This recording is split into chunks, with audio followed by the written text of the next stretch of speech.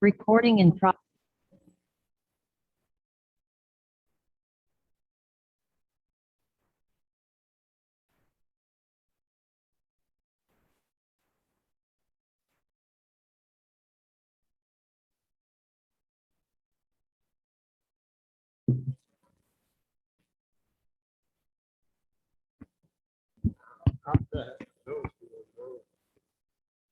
Are you turning them on or are they just, we turn them on?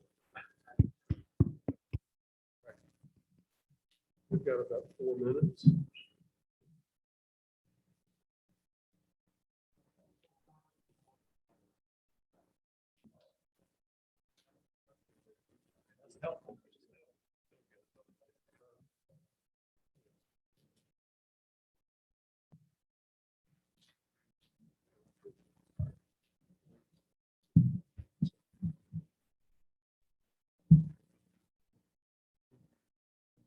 Oh, John, I'm gonna go body. Oh, yeah. I just don't want you to break a leg. I saw you at the Y the other day. That's the first time I've seen you up there. We just started going back the last month. Oh, did you? We stayed at home and we've got, we've got a Peloton and some Oh, weights we okay. bought early on. But we still feel like we need to get back. Well, we missed it. We definitely need to get back. So, We found we did too, even though we were doing our home stuff, there was. is your Peloton a bike or is your Peloton a bike? A bike. Yeah, my son has one. He loves it. Yeah, we got one only because our son recommended it to us. They got one Right. about 2 years ago, right before, not as a result of the pandemic, but just right before, and they loved it. So about a year ago, we were Wow. ourselves and have not been disappointed. Well, good. We find it's helpful, even if you're going to the gym or the Y, there's still times where you may 2 or 3 times a week where you just get on for 15 minutes and get some Yeah. good stuff going. Yeah.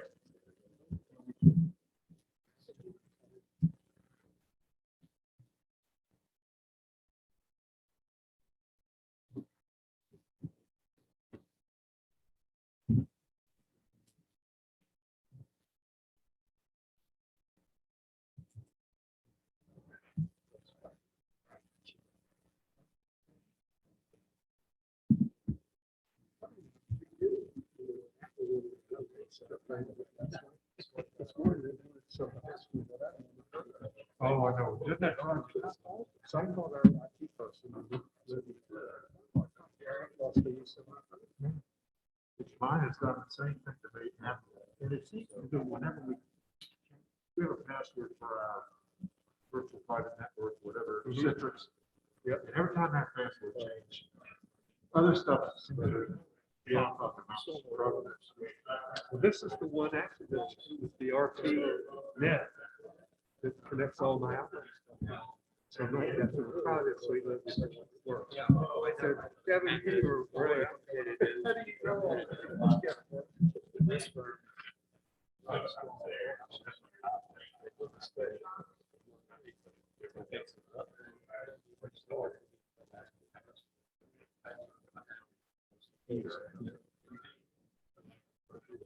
So I had to have my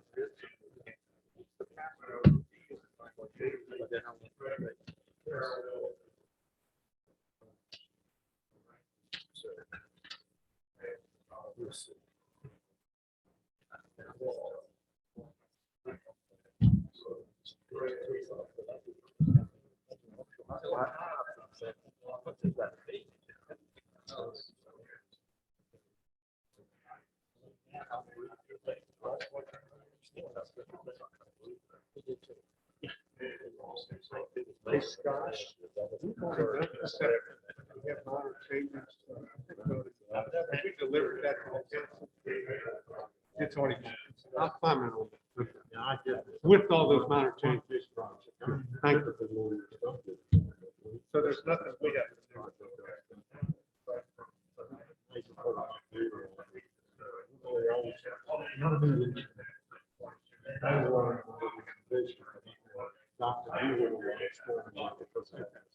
The cooking was so big, we had to do a lot of school. Glad you're going.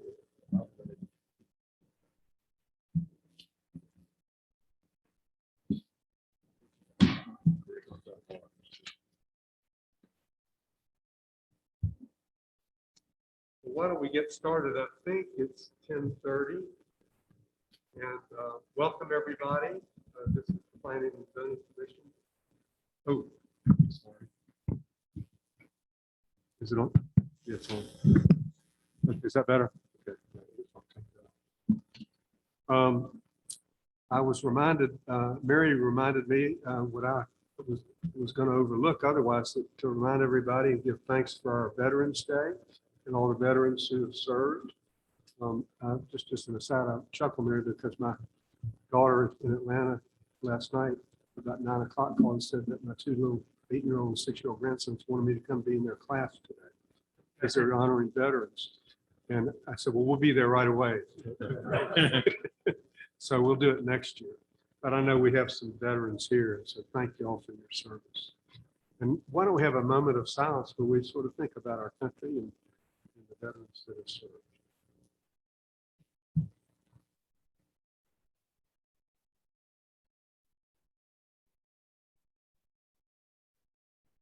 Amen. The next item on the agenda is the adoption of the agenda.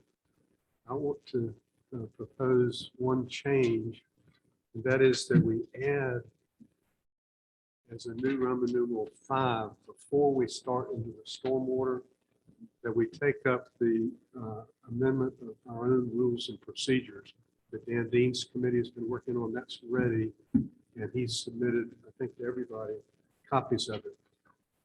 I think that's more efficient because then we'll spend as much time as we need on the stormwater ordinance coming up, both now and next time also. Plus, I noticed, Dan, this morning that under the old rules, maybe y'all want to keep the old rule because what it says that anybody that has an interest in it can not only just not vote, but they can't even discuss it. So we could obviate Mr. Burns's presentation if we leave it like it is. So with that in mind, would you present your changes to the rules? That's an agenda. So with that amendment, is there a motion to amend the agenda to take that into account? So moved. There's a second. Second. All in favor, say aye. Aye. All opposed. Thank you very much for that. The let me just before we get to Dan, see, we got the meeting minutes for October 14th. Have y'all had a chance to review those, or are there any motions with regard to the minutes? I move for approval. Is there a second? Second. Any discussion? All in favor, say aye. All opposed. I'd just like to note for the record, that is a historic occasion because we have never adopted the minutes without amending. So congratulations, everybody. And thank you, Angie. I must have been sidetracked reading everything else so much I forgot to read the minutes.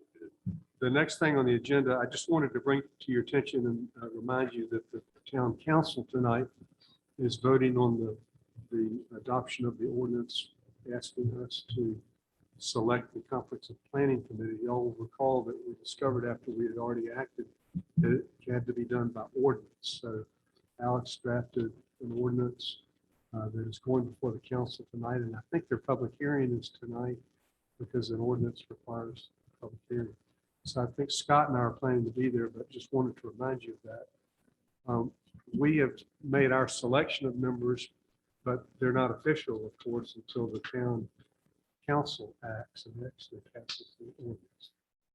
Can I just maybe recommend that not next year, not this year?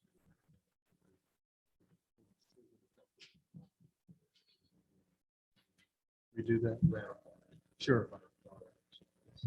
That makes good sense to me. And with that, I was going to ask y'all, I've talked to a couple of members of the council, and I certainly think that this board ought to elect or select the chairperson of that committee.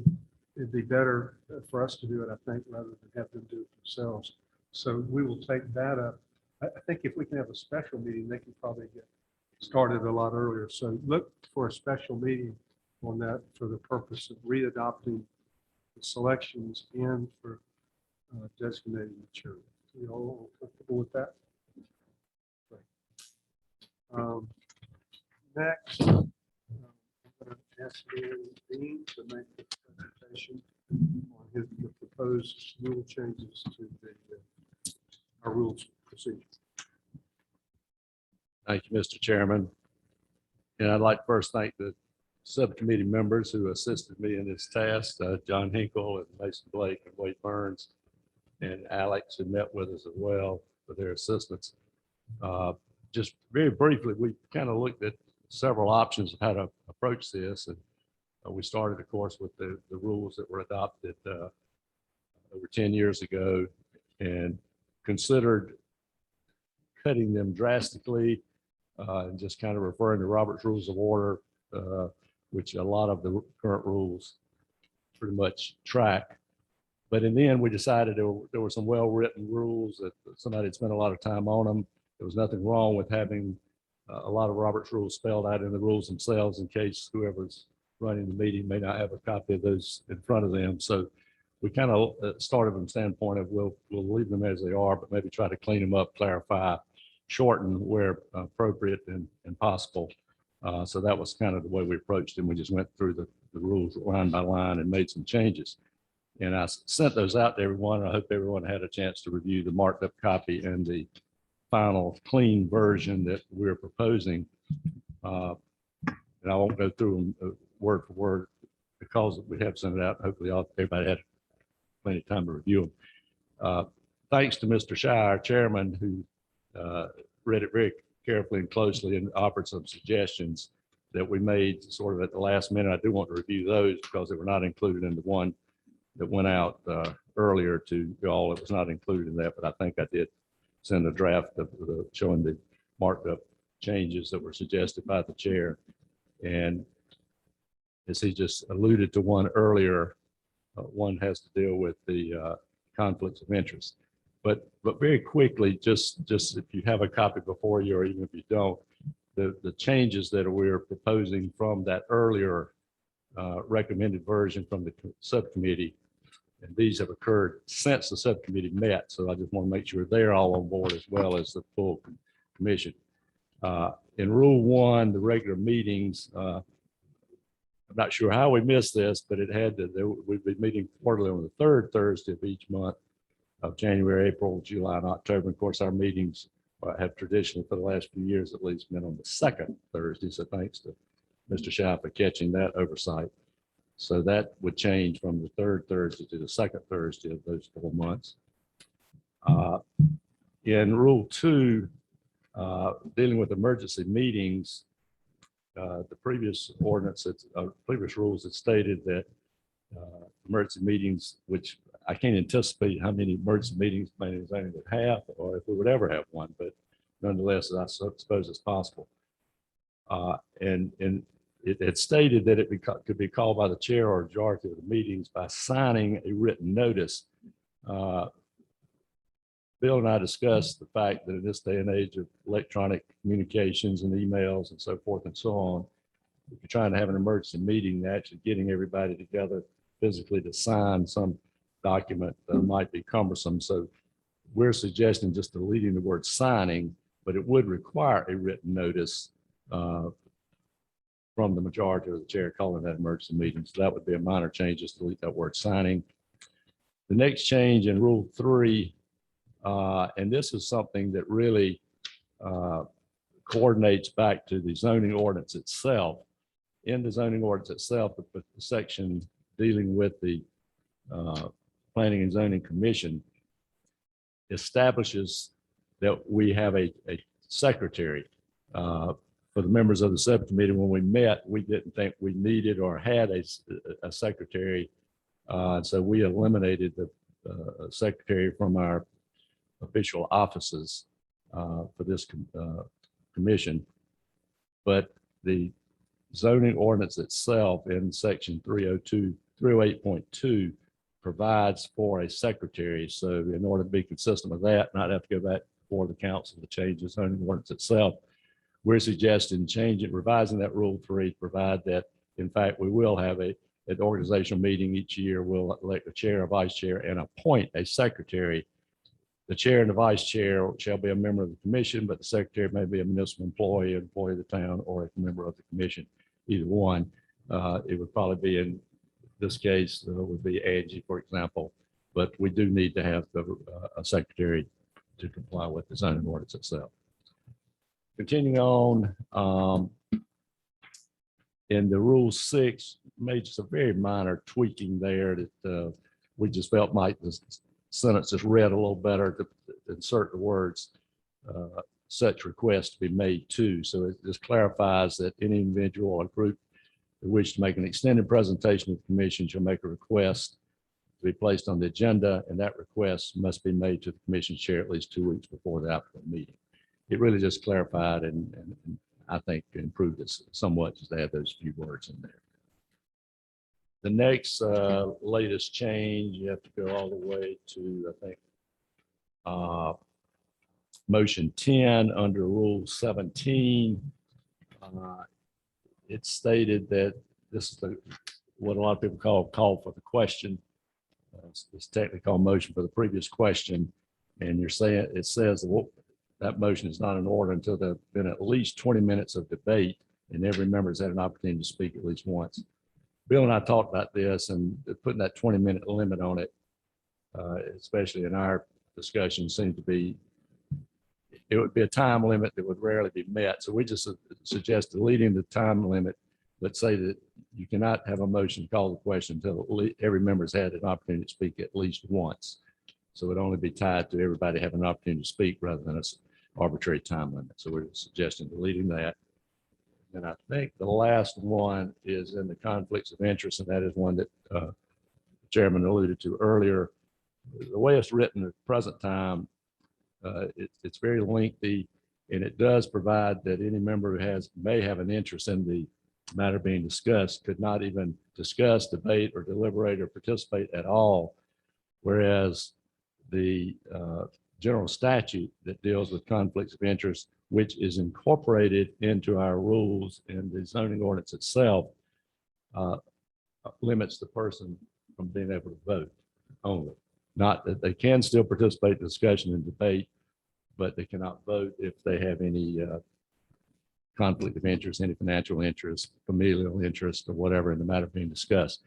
So we're suggesting revising that Rule 21 to essentially, again, track the zoning ordinance itself, where we're incorporating by reference the North Carolina General Statute dealing with conflicts of interest, which limits, as I said, to voting only, not discussion and debate. So we would recommend that change. That may be one more. Yeah, there are a couple of just some little clarifications of one word here or there on Rule 24. Just change the word where it said the special order is adopted. We say the special order must be adopted, where you're having a special order dealing with public hearings. And the Rule 25 and the minutes, we're just saying that the minutes would be stored, would be kept at the town hall instead of stored. And I think that's it, Mr. Chairman. So would you like to move on behalf? I will. On behalf of the committee, the subcommittee rather, we would propose recommend adoption of these rules of procedure by the commission as modified, as I just discussed. That motion, since it comes from the committee, doesn't require a second. Is there any discussion? I've got two more suggestions just that I talked about. It still felt this way to the way it was in Rule 11. It says a member may make only one motion at a time. I think that really doesn't work out because the member may make the motion to approve an action, and they may move to call the question. That's technically two motions. So it seemed to me that it would be better to say, in Rule 11, only one motion shall be considered at a time, rather than the member may make only one motion. So I'd make that suggestion. Just to get the exact wording, so you're suggesting that we change it to only one motion may be considered at a time? Yes, or shall be considered. And I think that would let you then deal with the motion for the previous question. And then go back to the. And then in Rule 14, says that the commission may by majority vote choose to use written ballots. It seemed to me that's awkward. It seemed to me that in the real world, that the chair should just decide whether it's going to be by written ballot. I don't really feel very strongly about that. It's a practical matter. That's good. I would just suggest that we change the chair. The chair may choose to use. Is there any thought about that? I don't have a problem.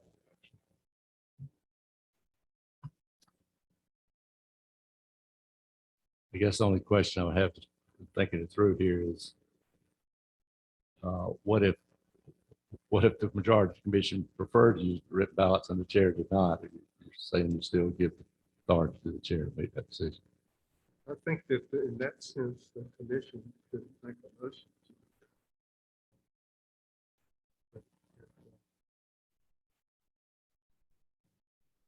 Or you could just say the chair, comma, or the commission by majority vote.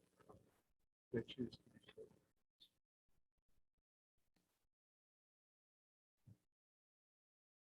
It's coming up so rarely, I don't want to spend too much time on it, but I have no problem with it. It's not important.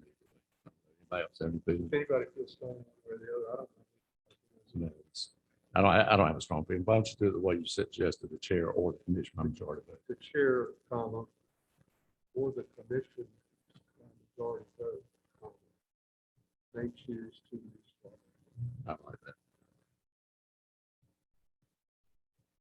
Okay, with those, let's see, somebody has, I can't move the amendments. Somebody- I'll move that we make the, was it two? Yep. Two amendments that just suggested by the chair be adopted. There's a second. Second, Alan seconds. Any discussion? All in favor of adopting the amendments? Say aye. Opposed? And all in favor then of the main motion, which is to adopt the procedural rules. And all in favor, say aye. Thank you. Thank you again for the work of your committee. That was very diligent. Frankly, we weren't expecting it from the end. It's a great job by the chairman, who did the lion's share of the draft. He took us all to lunch too. He just along. Right. Okay, let's see. Just one little comment before I turn the meeting over. to Should Wade have, for his presentation. Just a reminder that we did vote to change the ordinance sections outside of the zoning ordinance as it related to septic.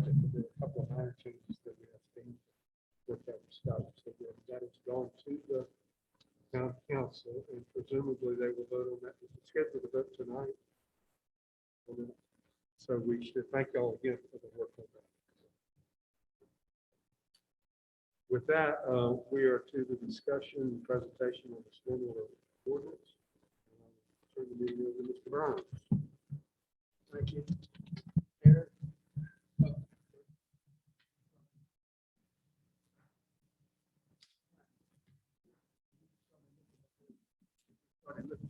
Take the mask off of the microphone. It's okay. Yep.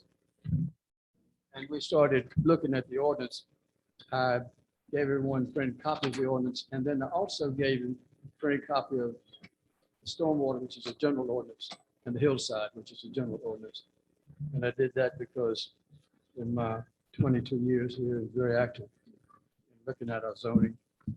I found a couple of things in both that I thought really needed to be addressed.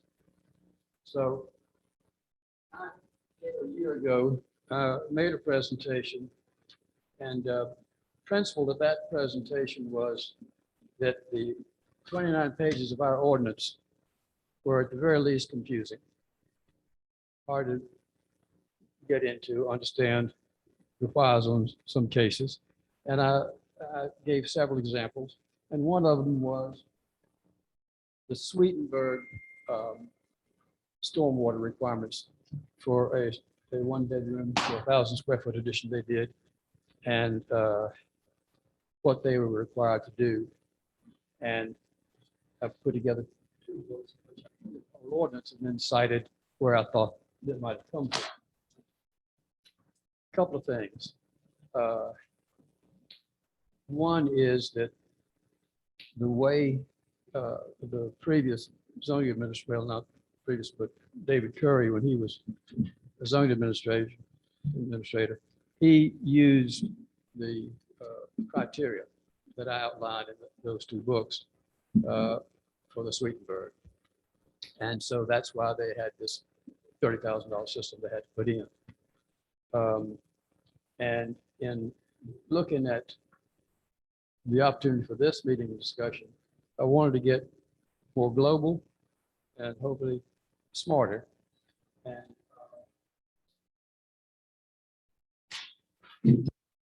Let me just interrupt. Can the people that are on the Zoom, can y'all hear? Raise your hands if you can hear. I can't see whether they're raising their hands. I don't see anybody on Zoom. Okay, all right, sorry. so what I went and looked at was not just our ordinance, but there was one section of our ordinance that referred to projects over 10,000 square feet and projects less than 10,000 feet, and referred to a North Carolina State manual, which took a long time to find, and but we did. And this is the first 10 or 12 pages of the 72 pages in this North Carolina State University document that has another 70-some pages of exhibits and charts and guidelines. Then, as Scott has, the thinking has evolved some since then. North Carolina Stormwater Control Measure credit document. And this seems to be a little bit more carrot and less stick of encouraging folks to do these things we can to control stormwater. The Sky report on stormwater, Montreat stormwater inventory and management plan. And we have Blue Earth's study on that. Just flashing those reports is we can't deal with this in a 45-minute session, planning commission once a month. And so I've tried to pare down just my understanding of it. And so I wrote it down because it'd be shorter than if I just start talking. The most harmful rainfall runoff comes from what the state calls the first flush of rainfall. First thought to be the first half inch, but in real world, it can be 1 inch or even 1.5 inch according to the contour of the earth in question. This first flush is a major premise for stormwater, because this first flush is what washes the harmful pollutants, hopefully before they go into a waterway system. The most harmful of these pollutants are chemicals from fertilizers and insecticides. You would notice if you go through the NC State document that a great deal of this is focused on eastern North Carolina. And so you've got the waterways and fish and so forth. And so for farmers, that poisons that they use for their work, you're trying to remove as much as possible. And so they're going to be moved around in the first flush of rain. So that's what they're calling attention to. Um, Now, the source is not just agricultural areas, but also in the manual, it talks about lawns and subdivisions. Lower the amount of fertilizer you put on your grass. Other harmful pollutants come from oils, from parking areas and roadways. So those that wash in, all of which is affecting water quality and so forth. And it is this first flush that is the most important in capturing these pollutants with effective best management practices retention systems. And it says in the NC State report that the least harmful rainfall in North Carolina comes from forested areas. This is us, Montreat. We don't have any farm chemicals. Our major oil pan runoff would be Anson Auditorium parking lot. But principally, Montreat stormwater is harmful most significantly in two ways. First, as a mountainside village, major rainfall events carry heavy rainfall with powerful and rapid force. I witnessed the two hurricanes that came through 2 weekends in a row where the water going across the dam was over 3 feet high and did a great deal of damage. Louisiana Road was lost and other roads and so forth. And it's where major rainfall events come with such heavy rainfall and powerful and rapid force. To give you an example, 3 years ago when Calvin Trail was just wiped out, culverts were reached on at the campsite area and also where it hit a Graybeard Road.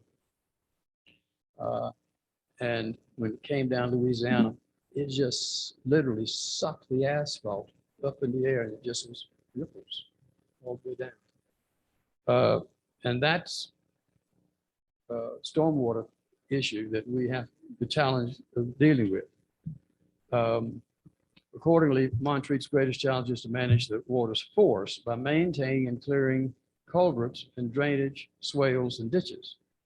This year, we lost another paved section of Calvin Trail 3 months ago, several culverts, and several sections of gravel roads, and including some damage right above the barn at Graybeard Stream, where we did all that work, Town did all that work a few years ago.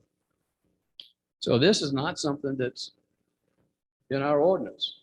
It's in the challenges of town management. And I've been here 22 years. I've never seen a public works department that worked as hard as Montreat's. They're not holding up shovels, leaning on. And they're out in every rain event, clearing culverts and so forth. And we need to help them trying to get tree debris out of the streams and so forth. Additionally, we cannot reasonably capture enough water to effectively slow the soil erosion in such events. So I gave you at the last meeting the example, and a year ago when I did it, that Black Mountain's Rainbow Road sheds tons of granite dust or sand with every heavy rainfall on Montreat's property as it dumps this sediment into Flat Creek. So it comes right down right there. The state highway, that's the state road. So the state highway department's rebuilding it all the time. And all of those fines, FINES, are washing into Flat Creek. It's not Montreat's responsibility to deal with a state road and the town of Black Mountain. It just happens to land on Montreat's property. So it creates an opportunity for us to work with Black Mountain. There is a Build Back Better plan that's been voted on. There is money for stormwater and so forth, and we could try to find ways to put in what I call a major catch. It says 150 feet long and it has a series of baffles. And so all of that water coming down too fast to stop it, but by baffling it, the sediments drop and you can after major storms, remove the baffles of the front end loader, take out the sediment. The same thing could be done behind the Craft Ferry Center, because after I made the case a year ago, I pointed out that if we did such a baffle system between the bridge by the barn and the bridge by the left bank, that would be behind the buildings. You barely would notice it. So one section we're not doing much with, and that could capture major sediment. When we had the event 3 months ago, we had 7 straight days of rain, and we were okay. But Montreat was saturated. And then on about the 7th day, it turned into a frog strangler for about 3 hours. And it stopped at 3 hours. But just within the 3 hours is when it took out another 150 feet of Calvin Trail and damaged several culverts that the town has been trying to recover from. And yesterday, I think we were meeting with FEMA once again. And so we cannot reasonably, in our ordinance, put on homeowners or even on large projects enough of a requirement that they can collect the majority of this damage. So we need community type of facilities like these 2 catches. So when Blue Earth did their report, they pointed out those same 2 opportunities. And so we could do that, and I think should. Montreat's principal retention system is Lake Susan, which also experiences tons of sediment pouring into the lake in major rain events, and you've seen the new beachfront that's now in the lake. Using Lake Susan as a retention basin is very expensive, and it was a $5 million grant when we put 3,000 acres in conservation that helped pay for repairing the dam, draining the lake, and so forth. Much cheaper if we can find a way, the town working with MRA and state agencies and so forth, to create something that could catch this sediment between the bridge by the barn and so forth. So we could avoid having to continually dredge the lake, which on one very clear day, it looked to me as though you could see the bottom of the lake out of the middle. It wasn't that far down. So in both circumstances, a major sediment capturing structure on Montreat property at the bottom of Rainbow and another just ahead of Lake Susan behind the Curry Craft Center would drastically remediate the sediment runoff damage. Stormwater control systems elsewhere in Montreat will be expensive and are most reasonably accomplished by installing engineered best management practices retention projects disturbing over 10,000 square feet. On projects over 10,000 square feet, you're generally dealing with a budget that you can afford $30,000 or $50,000, whatnot, for retaining water. The next reasonable approach, this is opinion. The next reasonable approach for project less than 10,000 square feet is perhaps as outlined in the North Carolina Division of Soil and Water Conservation Community Conservation Assistance Program. Stormwater Best Management Practice and Design Manual from DENR and NC State University. That's what the 70 pages in their first manual, plus 70 pages of exhibits and so forth.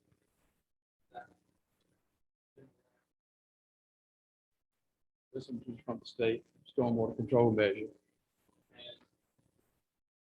And that takes us to sort of where we are, that in these other documents, it's less stick and more carrot, trying to get communities to do like we do in backyard habitats and firewise and being a tree city and so forth. So it will help if we do rain barrels. It would help if we create depressions for catching what we can. But when the rain events come, it takes bigger measures to do it. So then we get to the actual ordinance itself. What I'm going to recommend is that this is, I've got a lot of time in this, but I could never have enough time in it to do it justice. Blue Earth, we've paid them thousands of dollars to do these reports on our stormwater, and they know it. So I called them. I said, do you do stormwater ordinance? Well, yes, they do. So that's what they are, a stormwater engineering firm that is very familiar with exactly what I described. We're a hillside stormwater challenge, that when the rain events are coming, it's coming down and you're not going to stop it. You got to control it and minimize the damage. And so where I would be headed would be recommend that we suggest to the Board of Commissioners that they see if Blue Earth, because we've already paid them several $1,000s to learn about us. And they do ordinance work as part of their profession and skills, that we seek their counsel. I do want to address one elephant, and that was the issue of 30-foot setbacks. This is a issue that is clear conflict for me because my wife and I own 2 lots side by side with a stream running through it, and a 30-foot setback added to our building setbacks results in 100% setback on that property. And might make a case that that's not right. However, I also want to mention that a neighbor of mine, who I have a high regard for, Mr. Jim Hamilton, has sent you letters where he's concerned about that we don't have enough restriction on streams, intermittent or even ephemeral. And I would like to suggest and request that his communications be attached to our minutes of this meeting so that his concern is protected. But I want to show one exhibit. I clearly not only put on this issue.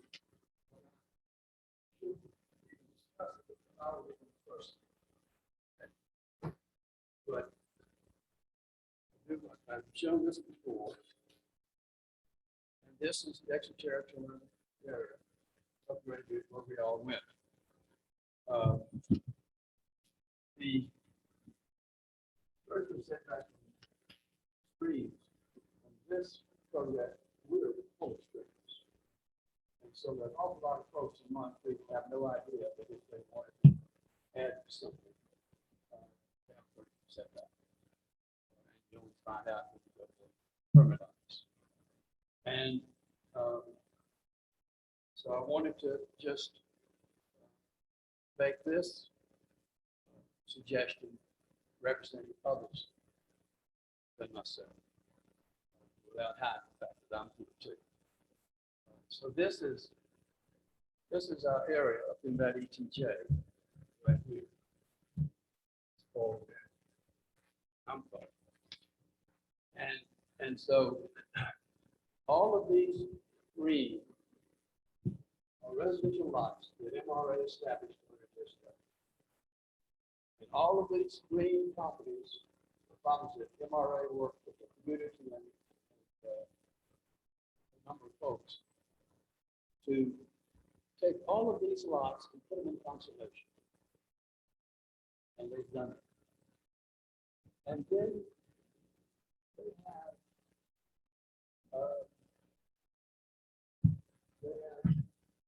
5 lots in that area, the residential lots. One of the taxes on, one of them is confused about it, but the residential use.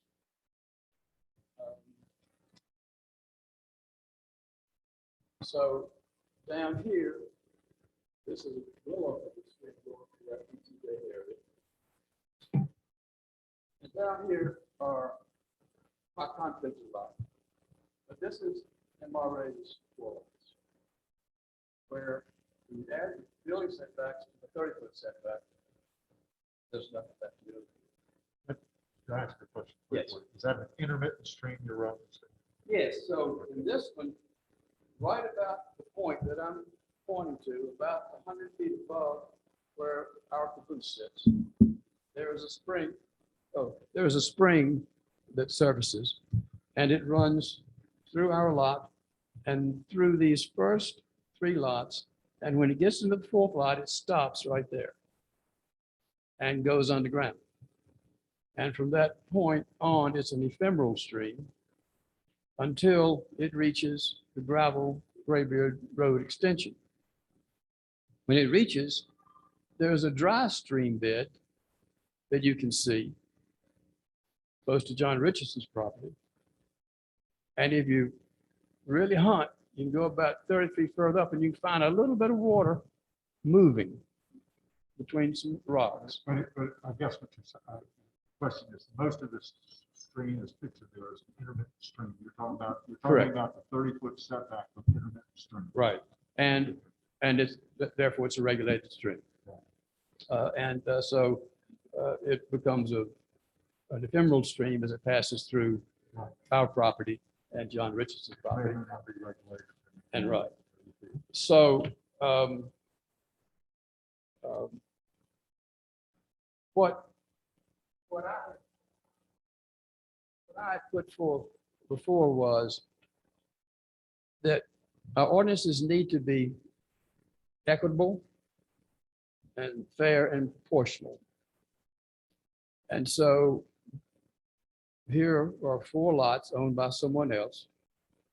And the lots all over the place that have the same condition. That they lose effective use of marketability because of the 30-foot setback that we have in Montreat. That's why I need to take it back to North Carolina State University and the other reports. The reason for a 30-foot setback in the state water quality regulations is so that you would have a 30-foot vegetative buffer between the stream and activity. And the purpose of that 30-foot vegetative buffer is for the washing of the first ½ inch of rain to get the farm chemicals and motor oil and so forth, the pollutants that are the problem out. So when Montreat took the state regulations, it just says that 30-foot buffer should only apply to lots 1 acre or more. And that's the regulation of Buncombe County, 1 acre or more. Then that's a fair encumbrance because you've got room to move back and forth. But even where there was a desire to put it in, what's the purpose? Well, the purpose of that 30 feet, it ties back to the very first things that they say in the manuals, the North Carolina manuals coming out of NC State University. They talk about the 30-foot buffer so that as rainfall washes over that 30 feet, it can take out those contaminants in that first half an hour. And that's not Montreat. And so I am aware that my speaking on this should not be to my advantage. But I think it's important for us to be aware of what it may be doing to others. And that sort of close out my piece. The last thing, I brought the zoning map in here because if we're thinking about our water quality, that's what we've got between the ridges. And that's what we've got in conservation. And then you get to the blue where there's actual possibility of anybody. We're washing an awful lot of stormwater and cleaning up an awful lot of clean water that reaches creek. So we have major problem with sediment. Not so poisonous, but the silica, like saying. And it's going to take a larger project to successfully do that. And then we need to look for fair things that we can do on less than 10,000. That won't be so heavily burdened. And I'm very grateful for the time to do this. Take any question. Any questions or comments of Mr. Burns? My only question was, wait, you said you're not recommending 30 because of what you've outlined. What are you recommending? That meet the state requirement. There's no setback if it's 1 acre or more.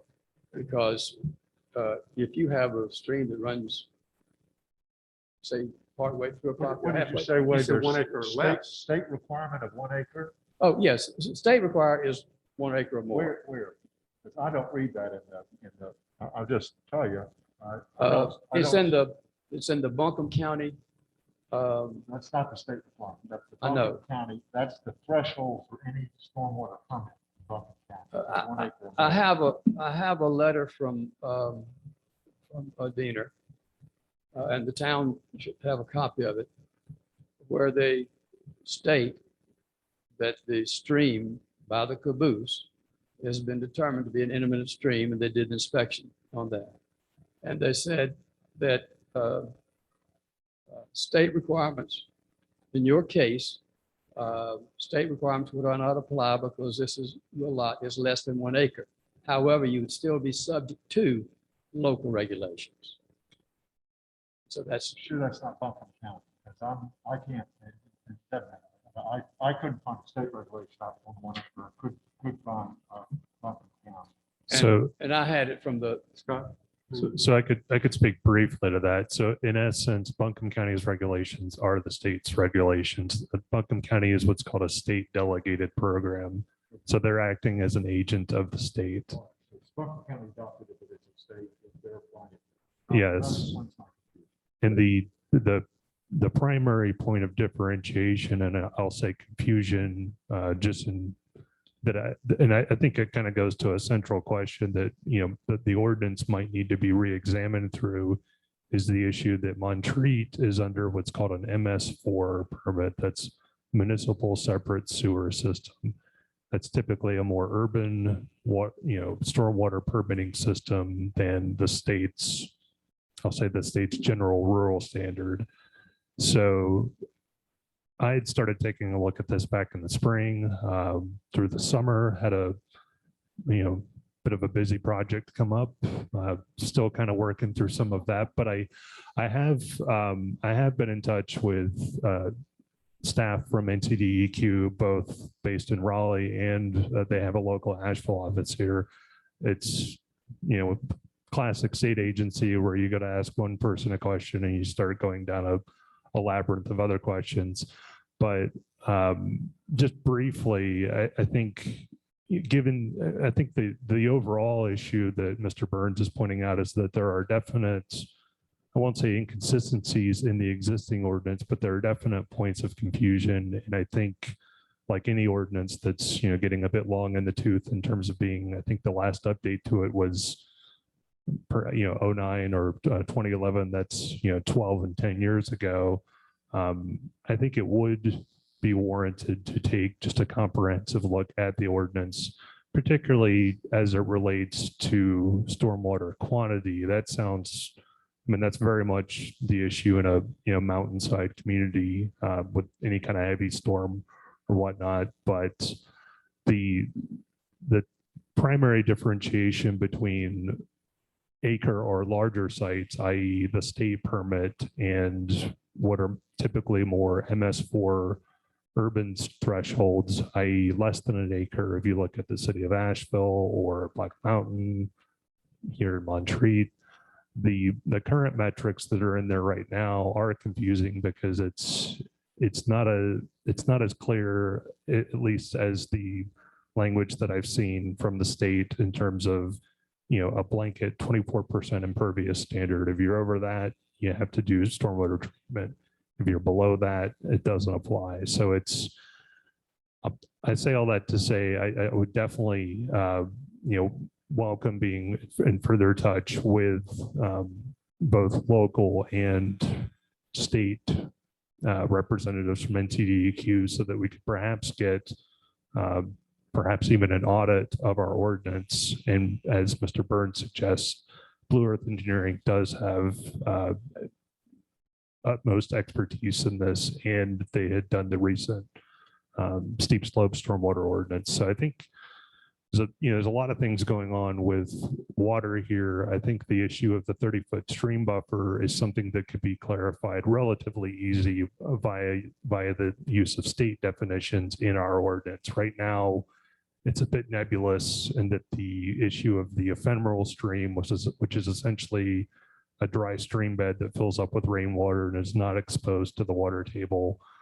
I think that's right now that's not defined in ordinance, and that's very much defined through state law. So I think that would be, it's just one quick example of something that an ordinance audit would be able to do and introduce, or more of a, I guess, a continuity with state law in terms of use of consistent terminology.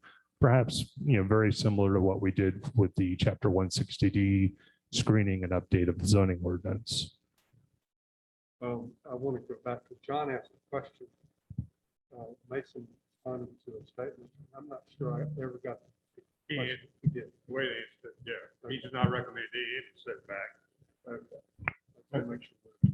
Could I ask Wade a question? So And just as a reminder, if everyone can just lean in nice and close, I was just getting a text a moment ago from a Zoom viewer saying they were having a little trouble hearing. Thank you.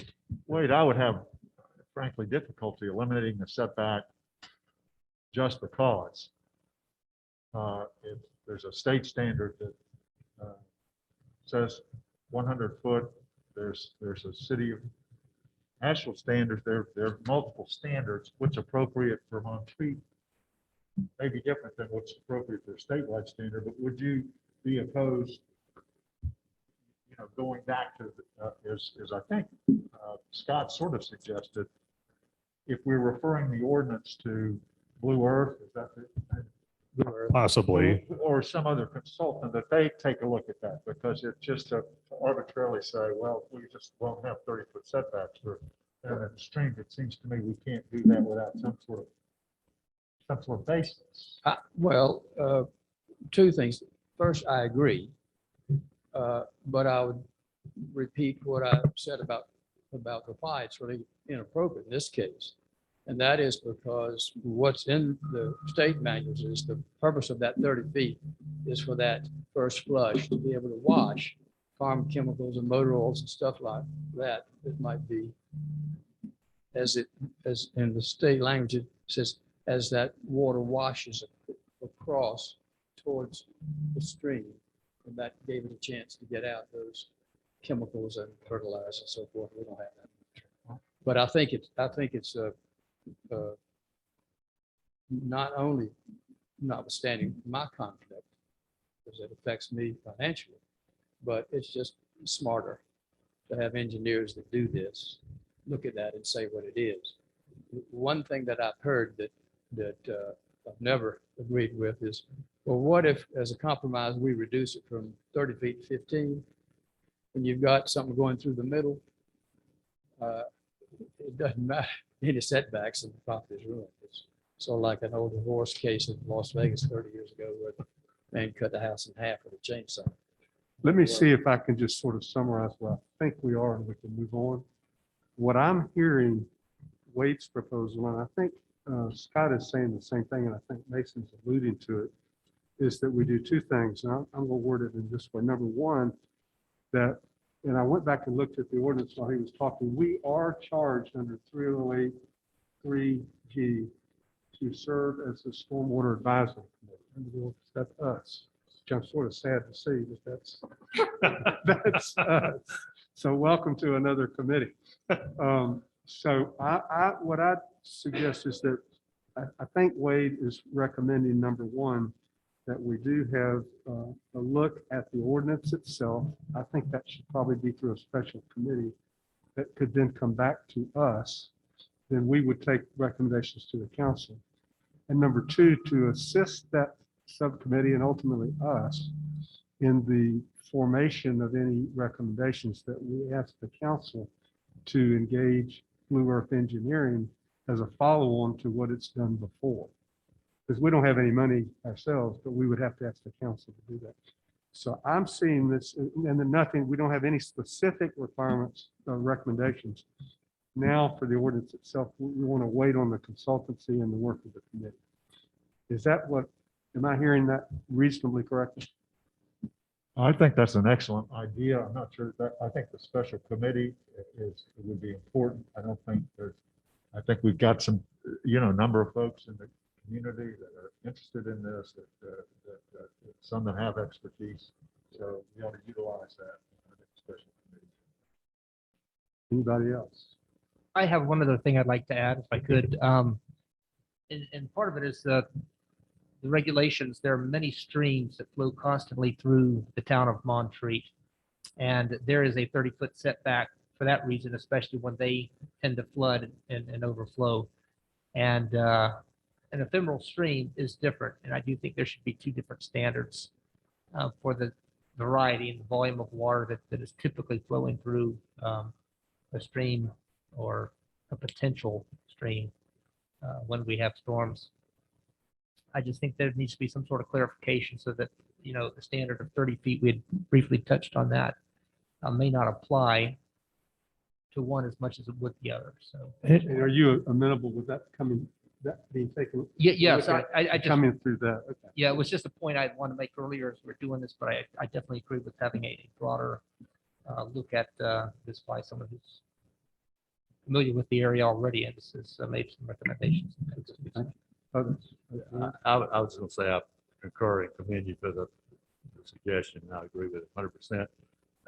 I would just say this committee, however structured and so forth, would deal with the matters that you just brought up, but I hope they would also consider this in addition to the 30-foot setback and how we deal with intermittent, ephemeral and so forth streams, that they also deal with this major problem that I think Wade has correctly and appreciate him doing that with the flooding of Flat Creek and Rainbow Terrace and so forth. I hope they'll consider Sure. that. as part That'd be of my. that, where that task is. Thank you, John. Okay. So would someone, can I articulate it again, and would someone like to make the motion because I can't? Alex? Yes. Add one thing before you make the motion. Yep.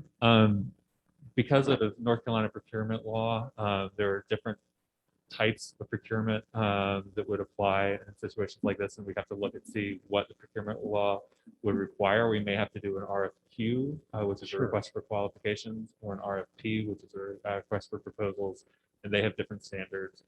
It's possible that we could do a sole source under certain circumstances, but those are highly regulated. So I would ask that you would, in your motion, move to seek a consultant without naming Blue Earth in particular. Sure. Okay. Thank you. That's helpful. Well, then we would follow, we'd have to follow the applicable law. And that's why we have you, Alex, and you, Scott, that remind us of that. So let me articulate that. Number one, that we appoint a subcommittee consisting of somewhere in the neighborhood of 5 or 6 members beyond and a member or two from our committee, to say 6 to 8 members to review the stormwater ordinance and the subjects that have come up that get into the practicalities of what the stormwater is doing in Montreat, that river to these creeks, the larger areas, number one. And number two, that we ask the council to, by appropriate procedures, employ a consultant or consultants to consult with that subcommittee and with us to make recommendations for the possible revision of the ordinance and dealing with these specific proposals at the same time. Yep. Fair enough. And I can work out the specifics with Angie. I'll just second that. You'll have to make. the motion. Okay, I'll make a motion that we appoint a subcommittee consisting of 1 or 2 members of this commission and 5 or 6 members of the general public of Montreat residents, either temporary or full-time. And that committee review the stormwater management ordinance of the town of Montreat and come back to us with changes that it believes are appropriate based on that review, and that it be authorized in connection with that review to the city town will engage a consultant to assist the committee in performing audit of the ordinance. Is there a second to that motion? If there's any discussion, which we can have, but I want to point out that I don't think that either Wade or you can vote. Because you all have an interest, specific interest. I don't have the same one. We're talking about the wastewater. Because I don't have any street frontage for my property. It's easily 30 feet off or more of my property line. I appreciate that. Let's take a look. Sure. And I guess all of us in a sense have a conflict because we all have water coming down our land. So, but I think Wade has the specific. So with that understanding, and Alan can vote, all in favor of the motion that Mason has made, John has seconded, I believe. Say aye. Aye. All opposed.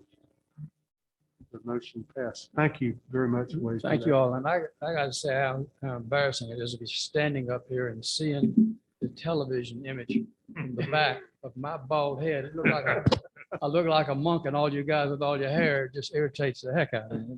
Mason, you Thank have- you for your time. I just did want to say, I think it's important, we talked about this, we revised the zoning ordinance that Montreat's the no 2 lots are all right. We got a lot of them. And we need to look at drainage and understand that too. And just go back to what Wade said. We have this enormous creek that cuts right through the middle of Montreat. That's it's something we all grew up rock hopping or our grandkids did or whatever. B, it's a tremendous natural resource. C, it's dropping from 3,000 feet plus up. In a short period of time, in major storm events, it becomes an enormous roaring force. And that goes back to part of what Wade said. We've got to understand that, and our regulations may not be the same as an area in Swananoa where that creek ain't running the way our creek runs. So we need to understand, and I think that's why we do need consultants, because we just can't copy what somebody else did and have any assurance we're doing the right thing, both for our water quality, but also importantly, our water quantity, which ultimately we have to go back and fix. All of these roads, all these culverts, as Wade alluded to, does cost the town. Okay, so we have voted yes on that. Scott, have we left anything out? Is that- And Alex, and you could then get proper form for the council to approve it. I guess they can't do that tonight, so they will probably do that at the regular meeting. I guess we could point out in the public comments tonight. I think they'll- Scott and I both could point that out. Is there any public comment? Would any member of the public like to say anything at this time? Would you speak your name? Mary Standard, 118 Shenandoah Terrace, phone number 828-669-1008, email mjmontreat@charter.net. I gave a little bit of extra information in case you needed to contact me for any particular reason. Thank you again for your service, and just a couple of general comments, if I may, that I really hadn't planned to make. But the stormwater water runs downhill, which is basically Montreat's problem, and houses are being built from the floor up the mountain. So runoff it with or without pollutants is a big, huge deal for us and will continue to be so. Agreeing with Mr. Blake's analysis that we are a mountain community, that we think of ourselves as rural, but we really are an urban mountain community based on the size of our lots, which were developed 110 years ago. So as I like the idea of having outside a committee, and this is not the first time that this has been addressed. And so perhaps you might look back to some expertise from members who have some historical outlook on this, who had served on previous planning and zoning committees before, as you reach into the community. One of the questions that's always interested me as we talk about maps, which maps are we talking about that are required to show what's ephemeral and not ephemeral? That's always been a question for me. And as we recently purchased a lot across the street from ourselves, and there was a stream bet on that. And before we purchased, we got a ruling from Ms. Eisenhower at that point in time, whether that would have restrictions regarding setbacks as we built. And she says it was not on the map that shows that it would be a problem. So getting that defined, as Mr. Burns has declared, would be very helpful to potential landowners. And as my mother and father always taught me before buying a piece of property, make sure you know where your boundaries are and know what the problems are with it. And with the increased technology that we have and awareness and increased intensity of building in Montreat. So as I say, water runs downhill, and the town in the past has put considerable money into storm management itself, particularly on Woodland Way. There was a major cistern put in there and some permeable pavement that was put in probably around 2011, 2012. And I remember thinking, being on council at the time, wow, this is real money being spent, you know, and the town did make that commitment and decided to put in an underground cistern, which requires maintenance at town expense, rather than putting in a euphemistic rain garden. For those of us who live in Florida, we know what euphemistic rain gardens are. They're ponds with a chain link fence around them that eventually collect trash. But at any rate, so the town has over the years paid a lot of attention to this. I'm glad it's going to be revisited and made easier for people as the building increases.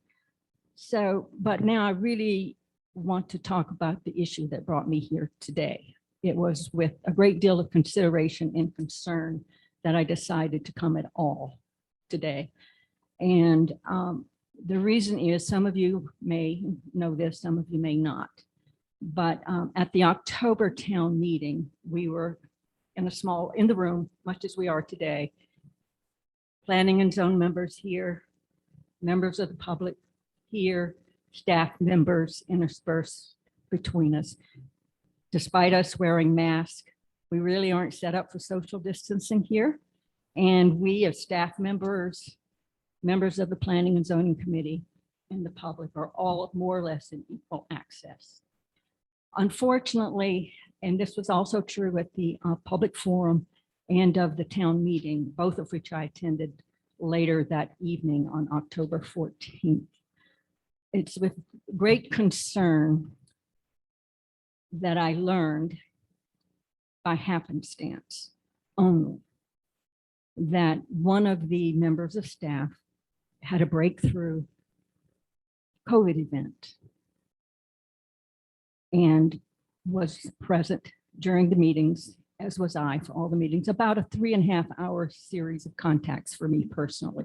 And that's the only way I can speak of it. But when that was identified on Monday night, 4 days after this meeting, members of the Planning and Zoning Committee were notified individually, as were the members of the Town Commission individually. Members of the public, which included me, were not contacted, either personally. Nothing was listed on the town website. No emails were sent on the sunshine list. I just have to say that's not right. It's not in the best interest of public safety. It's just not the way it should have happened. The town hall was closed on Tuesday and quarantine signs were set up. This was not put out on the website. So the members of the public, including me, had no way to know. This needs to be corrected. I've spoken with Mayor Helms. I've written to each of the commissioners. And hopefully a better system will be put in place. It's irresponsible for it not to have been listed on the website when the town hall was closed. It was irresponsible for members of the public, and there are not that many of us, which is the reason I gave my phone number and my email address to be contacted, given who we are and how we know each other as a community. It wasn't those, there were at least 2 members of the town commission who, after being notified, found it important enough to them that they decided to get COVID testing. I don't know about all of them. At least one member of this committee perhaps changed the way they interacted with their friends and their family and self-quarantine. Some of us have had cancer. Some of us have spouses that have had cancer. We're pretty much all in a special age group in this community of being especially sensitive. Again, not to have reached out to the public until 7 days after the exposure and 3 days after you and the town council members were personally contacted. Appreciate that. And we will take that under advisement and make appropriate things, but that's. And I let's know, don't I know, belabor- no, let's no, no, don't I am, belabor it. I'm well aware that that is not within your purview, nor should you have had anything to do with it. And I'm sure that the mayor's spoken to the town administrator about it. And, I do not know that. but anyway, that's not before us. No, it is not before you, but it is public comment, and it did occur, and I was present at this meeting, and I wanted to share it with you and in a public forum, which is my only way to do this. Thank you so Thank much. you. Yeah. Alex, well, we'll just call that to your attention. I'm sure that you're aware of that and the procedures for making such information available to the public are important. I assume that you and the town council are working on that. So thank you.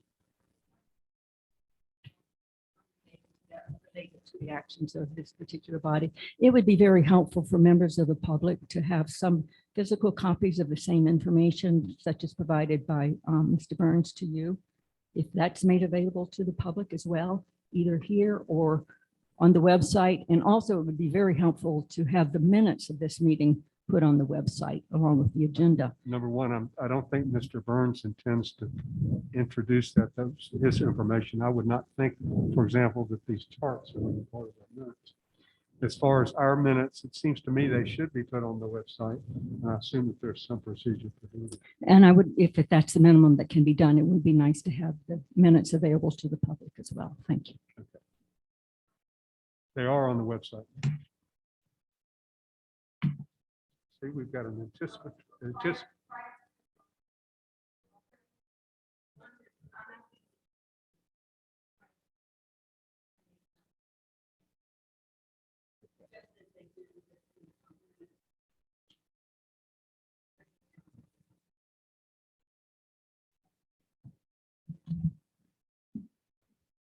I'll discuss that with the staff. I'm not sure the minutes should be put out for the public until they're adopted by the commission.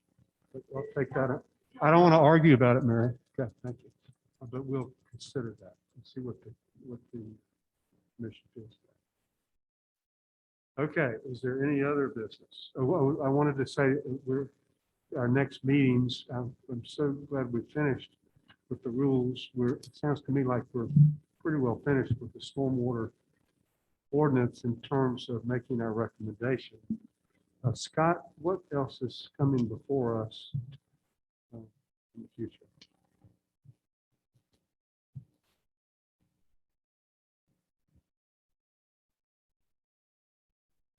So to date, don't have it in front of me, but I know there's been discussion of, believe there's been a discussion previously between the commission and the town attorney of considering some portions of the sign ordinance content within the zoning ordinance. That's correct. I believe that's been a discussion to date of content neutral provisions and discussion of that. There's also, I guess while we're talking about, the spatial implications of stormwater setbacks, something that I've brought up just as the zoning administrator previously has been the discussion of setbacks and the relationship between those and nonconformities. It's basically just the issue of small lots, large setbacks. Had a couple of different cases and examples working through those. If that's something that you all would want to put on a future agenda, it's still, I think it's still an item of just potential discussion. Any comments on that? That's the one that we talked about, what is a structure and what's not and all that. Right, and the part of the issue with the nonconformities language is that it's not, in some cases, abundantly clear on, what an expansion is in terms of a vertical versus a horizontal expansion, a couple other instances of that. So again, it's just a, standing potential item to take a look at. Suppose that Scott and I get together with putting that together on an agenda for our next meeting, which would be December, and I want to propose that having acted now on the storm water, well, I guess we would have to have a meeting to appoint the people, if that's what the council does. So we'll keep our December meeting, which hopefully will be not too late.